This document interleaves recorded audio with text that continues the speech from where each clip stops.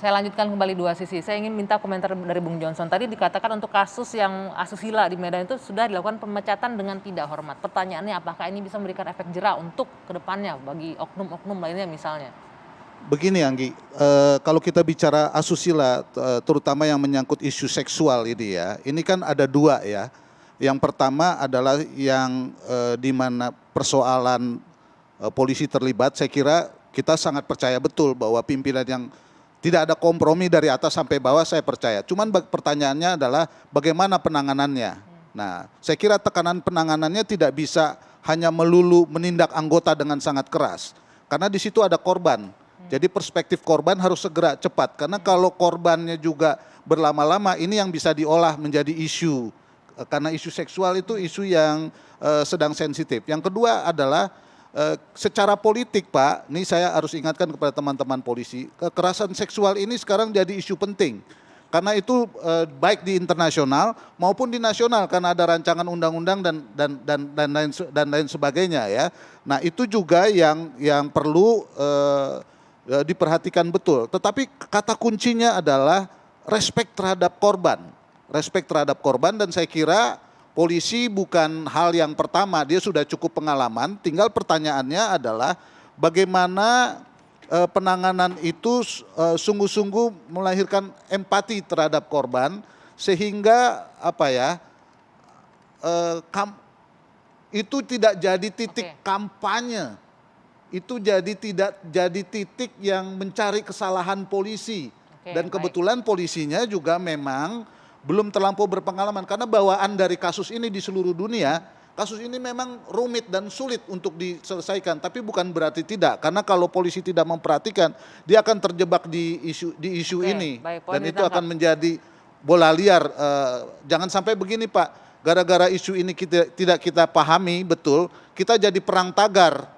Jangan sampai begitu. Kalau begitu caranya polisi dihadap-hadapkan pada masyarakat di media sosial. Saya nggak mau itu. Padahal polisi sudah bekerja keras membenahi ini semua dengan segala macam ketegasannya. Gitu Anggia. Pak Sambo, perspektif korban juga harus diperhatikan karena ini isu sensitif dan juga bagaimana respek terhadap korban. Penyelesaiannya untuk korban tidak hanya tindakan tegas kepada pelaku atau oknum pelakunya saja. Ya, dalam proses penyidikan Polri sudah bekerja sama dengan stakeholder terkait, ada P2, TP2A, bagaimana rehabilitasi terhadap korban.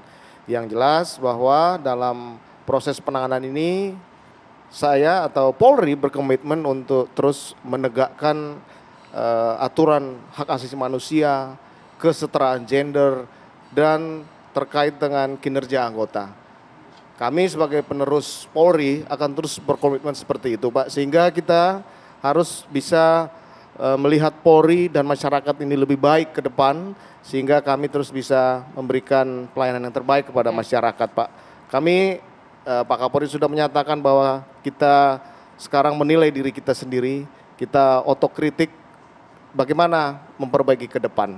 Itu Pak, kami berkomitmen untuk itu, untuk terus menegakkan aturan terkait dengan hak asasi manusia, kesetaraan gender dan beberapa isu-isu lain yang ada. Pak Sambo, langkah nyatanya untuk korban ini apa yang dilakukan sekarang?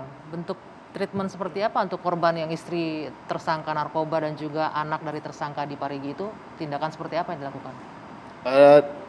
Polda di lokasi terkait itu melakukan koordinasi dengan Kementerian PPA dan P2 TP2A untuk melakukan rehabilitasi terhadap korban-korban terkait dengan kasus-kasus yang sudah terjadi. Ini terus kita lakukan sehingga nanti bisa mengembalikan kepercayaan masyarakat terhadap Polri. Demikian. Ya, bisa dengan seperti ini, Bung Yani, langkah-langkah yang dilakukan, evaluasi penegakan hukum di internal juga pengawasan, bisakah mengembalikan kepercayaan publik, mengembalikan marwah institusi? Cukup nggak? Itu kan langkah usaha. Ya.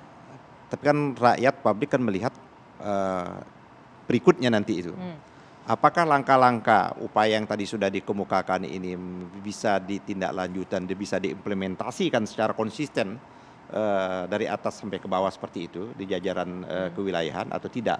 Nah, kalau nanti ini berulang lagi, ya kan, peristiwanya berulang lagi, artinya ada proses yang serius. Ini tidak bisa kita mengasumsikan bahwa ini adalah proses tadi penyimpangan individu-individu.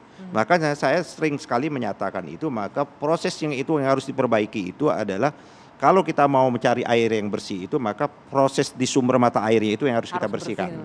Oke, Maka berulang, proses di sumber mata air itu ada mulai proses penerimaan, pendidikan, dan tadi proses yang namanya berkala. Oke, Yang proses berkala itu menjadi sangat penting sekali. Karena adalah Psikologis orang berkala bisa itu tadi mengalami proses perubahan-perubahan semacam Baik, kejiwaan Pak, seperti baik, itu. ditangkap poinnya Pak Ito. Terakhir sedikit Pak Ito untuk Baik, kalau alma kita mater melihat ini. konsep presisi, prediktif. Jadi Polri di bawah Pak Sigit ini sekarang diminta untuk bisa memprediksi apa yang terjadi ke depan, termasuk perkembangan teknologi informasi. Ini harus dijadikan sebagai social control, kontrol sosial. Sehingga dan Polri pun harus tidak boleh anti kritik, ya, harus bisa menerima. Kemudian responsibilitas dalam melaksanakan tugasnya harus berdasarkan SOP, ya, meskipun tentunya harus di sini unsur pengawasan sangat penting. Dan yang ketiga tadi yang disampaikan Bang Johnson, itu adalah transparansi yang berkeadilan. Berkeadilan terhadap siapa? Terhadap korban dan lain sebagainya. Nah sekarang saya sebagai mantan Kabar Eskrim, tentunya semua ini kan berjalan dalam proses penanganan perkara. Jadi yang katakan tadi kasus-kasus Pak Yani, ke depan ujung daripada penanganan satu kasus inilah pengadilan. Kalau kasus ini lepas dari polisi, diterima oleh JPU, maka tidak bisa disalahkan kepada polisi. Karena JPU juga tanggung jawab kok bisa nerima, apalagi sampai ke pengadilan. Nah sehingga kita melihat masalah ini secara komprehensif. Tapi percaya bahwa saya sebagai masyarakat sipil yang mantan polisi, Pak, saya sangat yakin dengan statement Pak Kapolri ini sekarang tinggal bagaimana pengawasannya oleh Pak Jenderal Ferdy Sambo ini, termasuk Pak Irwasum dan Kompolnas khusus dari Bang Yani ya.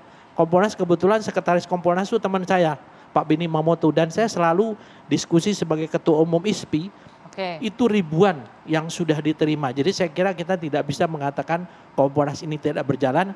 Lebih baik lagi kalau misalnya kita mengundang supaya Kompolnas juga bisa menyelesaikan. Ini temannya Kompolnas mengklarifikasi. Jadi supaya bisa menyampaikan demikian, Bang. Terima kasih. Terima kasih Pak Ito. Yang pasti kita berharap apa yang kasus yang terjadi belakangan ini yang memang sudah dianggap mencoreng dalam tanda kutip institusi Polri bisa menjadi titik balik ke depannya dengan apa yang disampaikan oleh Pak Sambo bahwa Kapolri sudah tegas meminta ada penindakan dengan tegas bagi mereka oknum yang melakukan pelanggaran.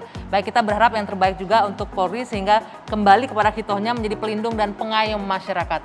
Saya Dwi Anggia, saya akhiri Dua Sisi malam hari ini. Terima kasih Pak Irjen Pol Ferdy Sambo, Komjen Pol Purnawirawan Ito Sumardi, terima kasih. Bung Ahmad Yani, Bung Johnson Panjaitan, terima kasih. Selamat malam, kita jumpa lagi pekan depan di Dua Sisi. Sampai jumpa.